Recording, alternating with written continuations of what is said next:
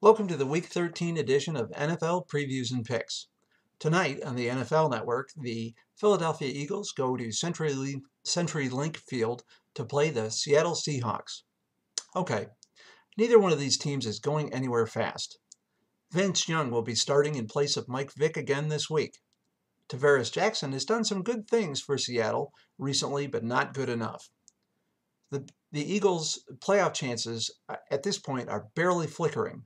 But if they can win this game, they might be able to inch back into the race. Maybe. Eagles win here. Sunday, December 4th, the Carolina Panthers go into Raymond James Stadium to play the Tampa Bay Buccaneers. The Panthers are playing better than their record would indicate, and much of the credit for that goes to Cam Newton. They will end up with another high draft choice this year and can start building around him. The Bucs are in the playoff chase, but need to keep winning to stay with the Saints, who are one of the league's best teams right now. This is one of those games that is hard to know what kind of game it's going to be. But I'm giving the game itself to the homestanding Bucs. At Heinz Field in Pittsburgh, Pennsylvania, the Cincinnati Bengals go in to play the Pittsburgh Steelers. These division rivals just played each other 3 weeks ago, with the Steelers winning by just a touchdown at Paul Brown Stadium.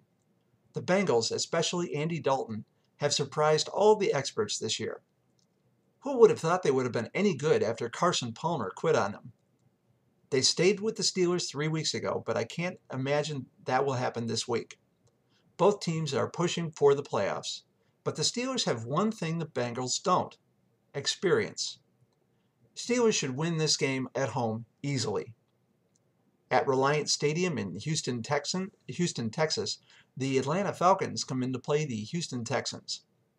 You have to feel for the Texans. Here's a team that, with the Colts not being so good this year, have ruled the division. Then the injury bug came calling. Matt Schaub went down. Then Matt Leinart got his first start in ages, and he too went down with an injury. In comes TJ Yates. Who? Okay, kid. Just hand the ball off to Arian Foster and everything will be okay. For insurance, they brought in Kellen Don't Call Me Clarence Clemens and Jake Daylight Come and You Gotta Delhomme. Atlanta needs to keep winning. Atlanta seems to be hitting their stride, winning 2 in a row. These two teams are a lot alike with their run first and pass later offense. Whether or not you like Delhomme or Clemens, you have to admit they bring a lot of experience to the Texans. That always helps this time of year. Texans win in a close one. At FedEx Field in Washington, the New York Jets come in to play the Washington Redskins. Is it me, or did Coach Ryan letting Mark Brunell take snaps with the first team again this last week motivate Mark Sanchez again? 4 TDs last week? Are you kidding me? He's still a second-tier quarterback at best, but that was a heck of a performance. I doubt he'll need those kind of numbers this week against the floundering Redskins. They just can't seem to get out of their own way. I hear they might play Sonny Jurgensen or Joe Theismann at quarterback this week. John Riggins at running back? Art Monk catching passes? Okay, enough of that. Jets win. At Gillette Stadium in Foxborough, the Indianapolis Colts come in to play the New England Patriots. This is really sad. This game was supposed to be one of the night games, but got flexed out because the Colts are suffering their worst season since before Peyton Manning joined the team. I know there is no chance of this happening, but he should win the MVP hands down due to what he obviously means to the Colts and to the NFL as a whole. They may not have been the team they once were this year, but his presence alone would have given them a few wins. As for the Patriots, they are leaning on Tom Brady to put up points until their last-ranked defense finds a way to pull it together. Not a Brady fan at all, but if you have to have a quarterback to lean on, might as well be one of the best to play the game, right? No way on earth the Colts win here. This one might even be unwatchable. Patriots win. At Sun Life Stadium in Miami, the Oakland Raiders come in to play the Miami Dolphins. Even though they lost last week, the Dolphins are playing better than they were at the beginning of the season. The Raiders have won 3 in a row despite the play of Carson Palmer, who they mortgaged the house to get. Matt Moore, the classic journeyman, has played well for the Finns. Both of these teams run the ball well, with Darren McFadden for the Raiders and Reggie Bush for the Dolphins, complemented by a potentially good passing games. In the past, I would have made the Raiders the heavy favorites, but not so much this week. Even though the Dolphins lost last week, they have found some success recently. That continues here. Dolphins win. At Ralph Wilson Stadium, the Tennessee Titans come in to play the Buffalo Bills. As it stands right now, neither of these teams are going to make the playoffs. Even so, this game could be interesting. The Bills have shown they have a lot of resiliency with their us against them mentality. They can't afford having Stevie Johnson act like he did last week and costing them 15 yards. I hope he was taken aside during the week and given a lecture on what it means to be a teammate. For the Titans, Chris Johnson finally got it going last week. Not sure who will be handing the ball off to him this week. Will it be Hasselbeck or will it be Locker? If Johnson has it going again, it really doesn't matter who the quarterback is because they just need to keep feeding him the ball. I have picked the Bills all year and I'm not going to stop now. Bills win. At Soldier Field in Chicago, the Kansas City Chiefs come in to play the Chicago Bears. Kansas City has been eliminated for a while, so all they can hope for now is to play spoiler. Caleb Haney gets another start in relief of injured Jay Cutler for the Bears. Let's see if they scale the offense back just a little bit from last week. He was throwing the ball all over the yard to the wrong team. Hey Caleb, you have Matt Forty and Marion the Barbarian Barber behind you.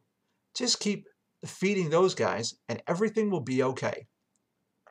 Similar to Caleb Haney, Tyler Palko is playing in relief of starter Matt Castle. Matt Castle is no Jay Cutler, but Tyler Palko is no Matt Castle. The Bears defense needs to pull most of the weight in order for the Bears to keep winning if they have any chance of the playoffs. Bears pull out the win here. At Cleveland Browns Stadium, the Baltimore Ravens come in to play the Cleveland Browns. With some apologies to the Patriots, the Ravens might be the best team in the AFC right now.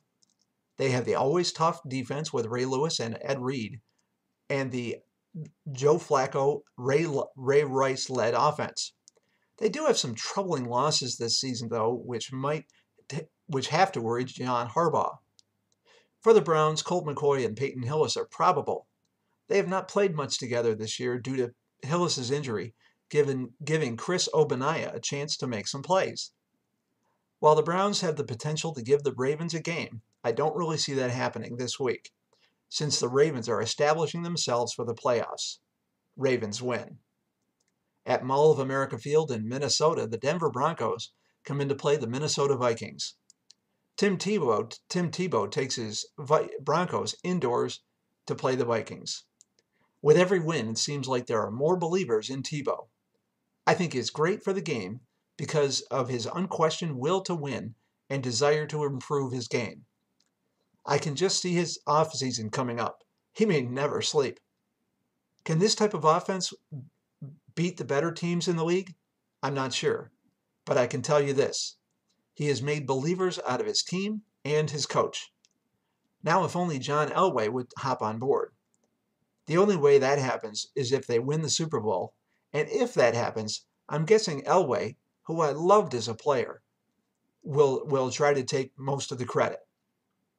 As for the Vikings, they are playing with young Christian Ponder at quarterback and no Adrian Peterson again this week. Jared Allen is having another Pro Bowl season. I think the Tebow ride continues with another win this week. At the University of Phoenix Stadium, the Dallas Cowboys come in to play the Arizona Cardinals. Just when you thought they were dead, the Cowboys are leading the NFC East and looking like one of the best teams in the league. And one of the biggest reasons why is the play of Tony Romo. Let's face it, he has a lot of Brett Favre in him. He should. Favre was his idol growing up in Wisconsin.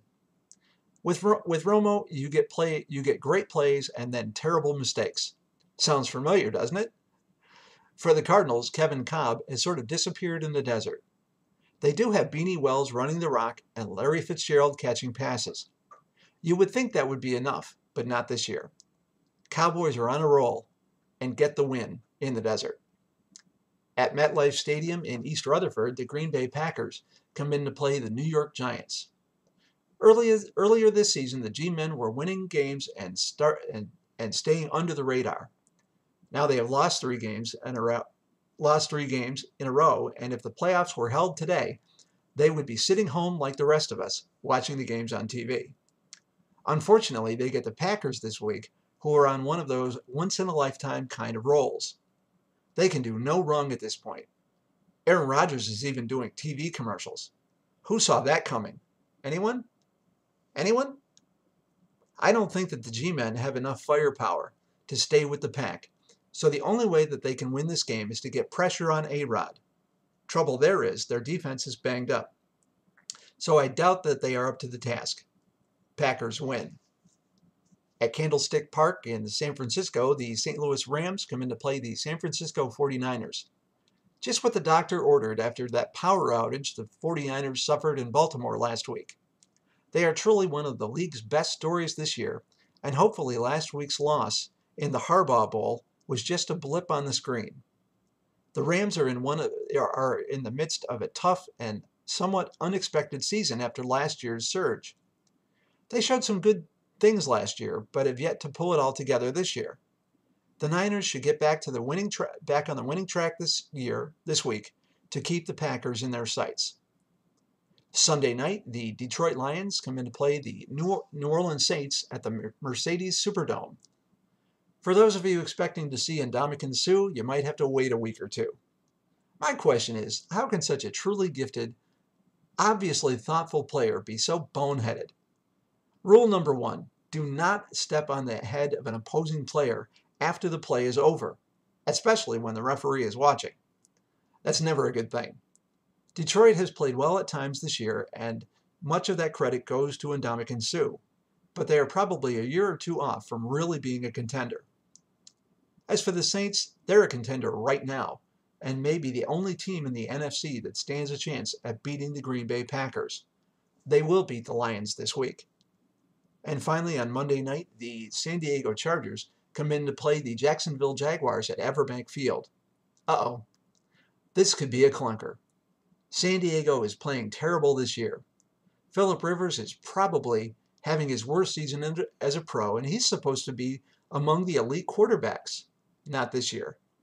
And Jacksonville, they just fired their coach, Jack Del Rio. That's never a good thing when it happens during the middle of the season. If Rivers can get untracked with Vincent Jackson, it could spell trouble for the Jags. Not sure that will happen, but even with their troubles, I can't see the Chargers losing this game. And there you have it, this week's NFL previews and picks.